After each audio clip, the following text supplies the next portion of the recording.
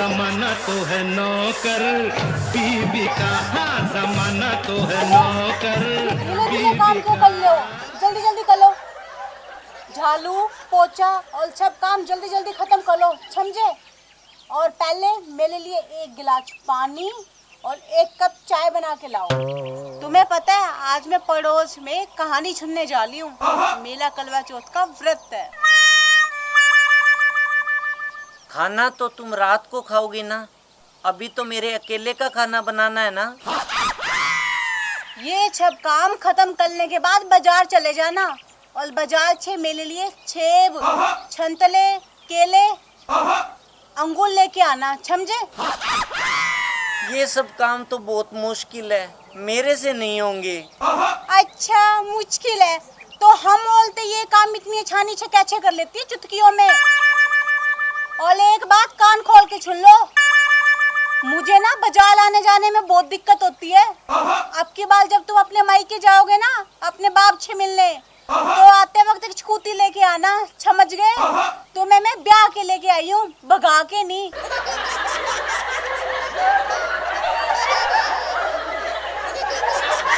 गुलाबो, मेरे पिताजी ने तुम्हें दहेज में ट्रैक्टर तो दिया था। मेरे पिताजी के पास अब और कुछ नहीं बचा। तुम गुलाबो दहेज की मांग मत करो। अरे ट्रैक्टर तो तुम्हारे बाप ने ना खेतों में काम करने के लिए दिया था, ताकि उसके बेटे को ज्यादा मेहनत ना करनी पड़े। मेरे लिए नहीं, मुझे तो बस स्कूटी चाहिए, समझ गए। ठीक है जी, अब की बार मैं अपने मायके में जाऊंगा तो अपने पिताजी से कह दूंगा। हाँ जरूर कह देना। अगर तुम्हारा बाप अपने बेटे को छुकी देखना चाहता है तो, समझे। और एक और बात कान खोल के सुन लो, मैं शहर में ब्यूटी पार्लर की दुकान खोलना चाहती हूँ, समझ गए। और उसके लिए मुझे पूरे 2 लाख रुपए चाहिए, वरना इस घर में मेरे पिताजी इतने रुपए आपको कहाँ से देंगे।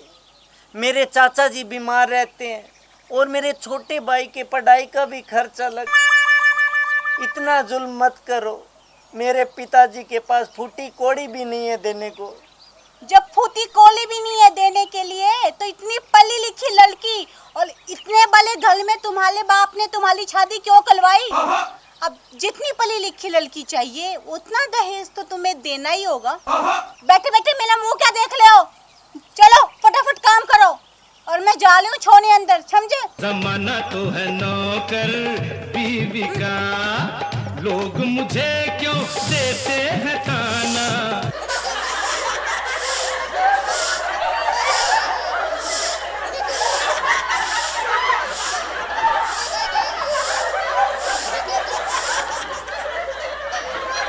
पाए लागू पिताजी। बेटा मैंने सोचा मटरू को ससुराल गए बहुत दिन हो गए, सोचा मिल ही आऊं, इसलिए चलाया। पिताजी आपकी बहू। हाँ बेटा मैंने सब सुन लिया है। पाए लागू पिताजी। जीती रहो बेटा। पिताजी आपने क्या छुन लिया, हमारी छाली बातें या? हाँ बेटी मैं सब समझ गया। आप क्या समझ गए पिताजी? यही कि बेटा बेटी एक बराबर कैसे हो सकते हैं, मुझे माफ करना बेटी। आप हाथ मत जोड़िए। जब बात अपने बेटे पे आई तो एक पिता ने हाथ जोड़ लिए। तो जरा सोचिए उन बेटियों का क्या होता होगा जब दहेज के नाम पे उन्हें जिंदा जला देते हैं। उनके माँ बाप पे क्या गुजरती है ये कोई नहीं सोच सकता। दहेज लेना पाप है, दहेज देना पाप है, दहेज लेना पाप है, दहेज देना पाप है।